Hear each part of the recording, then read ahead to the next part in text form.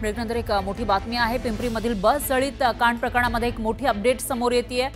यामध्ये सगळ्यांना जाळून मारण्याचा कट होता का असा सवाल उपस्थित होतोय। अपघात नाही तर घातपाताची शक्यता वर्तवली जाते या सूत्रांनी ही माहिती दिलेली आहे। मात्र हा घातपात घडवण्याची कोणी हे सगळं प्लॅनिंग केलेलं असेल असा सवाल या ठिकाणी उपस्थित होतोय। पिंपरीमधील बस जळालेली होती कालची ही घटना, ज्याच्यामध्ये 12 कामगार प्रवास करत होते। त्यापैकी 4 कामगारांचा होरपळून मृत्यू झालेला होता, तर त्या कामगारांचा घातपात घडवण्याचा प्लॅनिंग होता अशी माहिती सूत्रांकडून मिळते। मात्र हे प्लॅनिंग नेमकं कोणी केलं होतं, कोणाला हा घातपात घडवायचा होता असा सवाल या ठिकाणी उपस्थित होतोय। आणि याविषयी अधिक माहितीसाठी आपले प्रतिनिधी गोविंद हे आपल्या सोबत जोडले गेलेले आहेत। गोविंद वाकडे, काय सांगाल?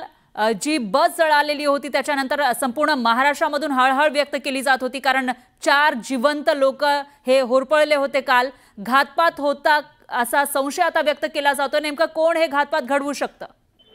अर्थातच फरा हा वायोना ग्राफिक्स नावाची जी प्रिंटिंग प्रेसची कंपनी होती हिंजवडी फेज 1 मध्ये, त्याचे हे सगळे कर्मचारी होते जे धैर्ययुतनं काल सकाळी 8 वाजता त्यांच्या कामावर जायला निघाले होते। मात्र कंपनी काही किलोमीटरवर अंतरावर असतानाच या बसला अचानक आग लागली आणि पुढे जी दुर्घटना घडली ते संपूर्ण महाराष्ट्राने पाहिली। आता जी माहिती मिळते ती अशी आहे की पोलीस सूत्रांनी दिलेल्या माहितीनुसार की या घटनेमध्ये अत्यंत संवेदनशील माहिती पोलिसांच्या हाती लागली आणि अगदी पुढच्या अर्ध्या तासामध्ये पिंपरी चिंचवड पोलीस ही माहिती आता पत्रकार परिषदेद्वारे सगळ्या माध्यमांसमोर ठेवणार आहेत। या सगळ्या प्रकरणामध्ये कोणी घातपात केलाय का अशी जी शक्यता वर्तवली जाते, त्या संदर्भात पोलीस माहिती देतील का या होणाऱ्या पत्रकार परिषदेमध्ये, याकडे सगळ्यांचं लक्ष लागलंय। मात्र काल जेव्हा ही घटना घडली तेव्हापासून आता 24 तास होत आहेत, आतापर्यंत या संदर्भात कोणावरही गुन्हा दाखल केला नव्हता।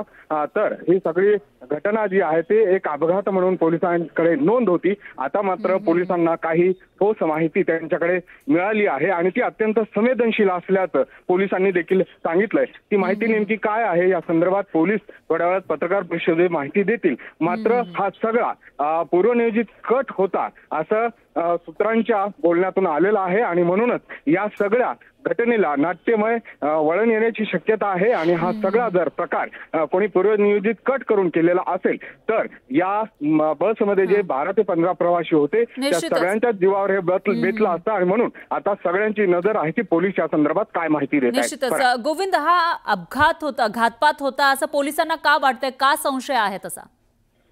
काल जेव्हा या सगळ्या प्रकरणाची पोलिसांनी चौकशी केली, स्वतः प्रादेशिक परिवहन अधीक्षक आरटीओ देखील या सगळ्या बसची पाहणी करण्यासाठी आले होते आणि प्रत्येकांचं 2च निष्कर्ष निघत होते। एक तर हा सगळा प्रकार अचानक लागलेल्या आगीमुळे झालाय, मात्र जेव्हा फिटनेस सर्टिफिकेट चेक करण्यात आलं ते एकदम ओके होतं, त्याचबरोबर परवाने आणि सर्व्हिसिंग गाडीची झाली होती। मग असं काय घडलं असेल की एवढी मोठी आग लागली, हा एक प्रश्न त्यांच्या समोर होता जो सुटत नव्हता। आणि दुसरी गोष्ट, जेव्हा या बसचे मागचे दरवाजे निघले नाही, इथे लॉक केले गेले होते का, हे 2 प्रश्न याचा तपास पोलीस करत होते। अर्थात इथेच पोलिसांना संशय आला असावा आणि त्या दृष्टीने या सगळ्या घटनेचा तपास करत असताना आता जी पोलिसांनी माहिती दिली त्यानुसार आता थोड्या वेळात जी पत्रकार परिषद ते घेत आहेत त्यामध्ये अत्यंत संवेदनशील माहिती आपण त्या पत्रकार परिषदेमध्ये मांडणार आहोत, एवढंच पोलिसांनी सांगितलंय। अर्थात या संवेदनशील माहितीच्या